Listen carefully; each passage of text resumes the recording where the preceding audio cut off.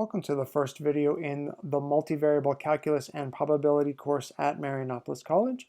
We're going to start Chapter 1, Graphs in R3, and we're going to start we'll do Section 1.1, Review of Plotting in Three-Dimensional Space.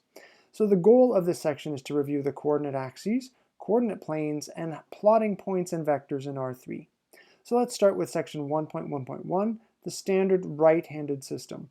So there are two ways of positioning axes in three-dimensional space, either as a right-handed coordinate system or as a left-handed coordinate system. And so you can see the pictures of them both here, the right and the left-handed system, and the difference between them is if Z is pointing up in both axes, it's where the X and the Y axes are positioned relative to each other. In a right-handed system, the axes obey the right-hand rule, which you remember is from your linear class, usually with the cross product. If you curl the fingers of your right hand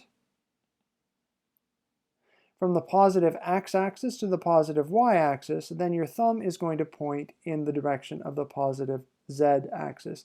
So for example, if your right hand is here, there's your thumb and your fingers. If you curl your fingers from the x to the y, the direction of your thumb will give you the positive z-axis. That's probably what you were shown in your linear course, so the right-handed system is probably what you are used to, and that is what we are going to use exclusively in graphing in our course. So let's go and do example 1.1.1.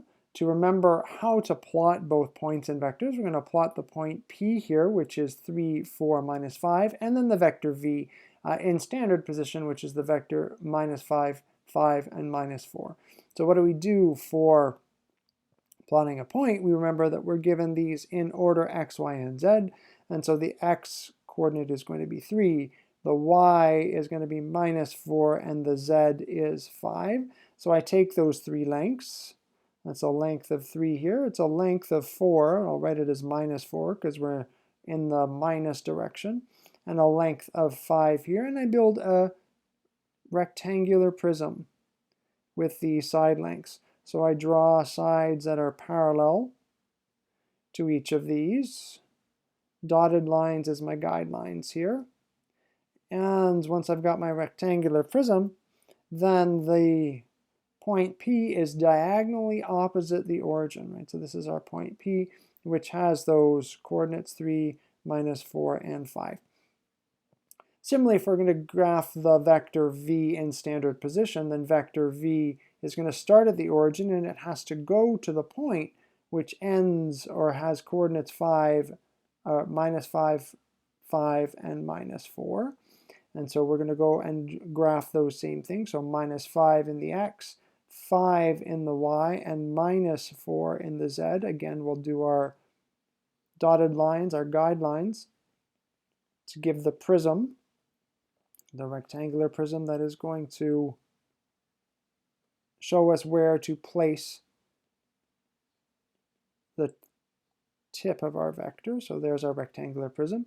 So if our vector starts at the origin, if it starts at point O, and if we call this point A, then point A is diagonally opposite the origin, and my vector V runs from the origin to point A, so there is vector V in blue, which is also called vector OA. Example 1.1.2, the coordinate planes. We want to draw the three coordinate planes. So let's start with the XY plane. The XY plane captures the axes, x-axis and the y-axis, and it has equation z is equal to 0. So if I draw a plane that captures the x-axis and the y-axis, my xy plane looks like this.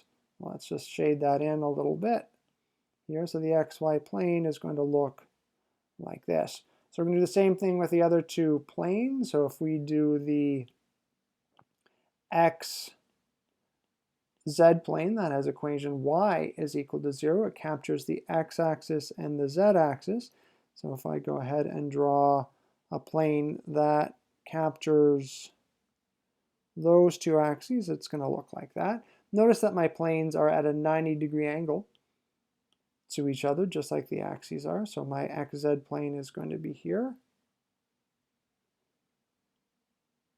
And lastly then is the y and z plane, so capturing the other two axes. Let's go and put that one in green.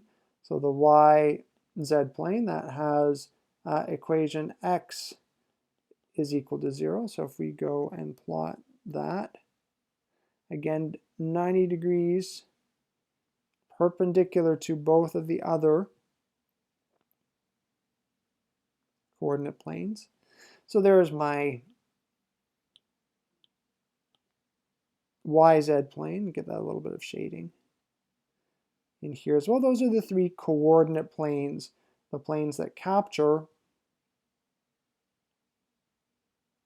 the three coordinate axes. Okay, so those planes, you can see, they divide up three-dimensional space. They divide up three-dimensional space into 8 parts. Now you can see here that there's 4 parts above. There's 1 part, 2 part, 3 part, and the 4th part down below here. And below there's 1 part, 2 part, 3 parts behind there, and then 1 tucked in behind as well. So there's 8 different parts. And definition 1.1.1 gives a name to those parts. An octant is one of the 8 regions of three-dimensional space defined by the possible combinations of the signs.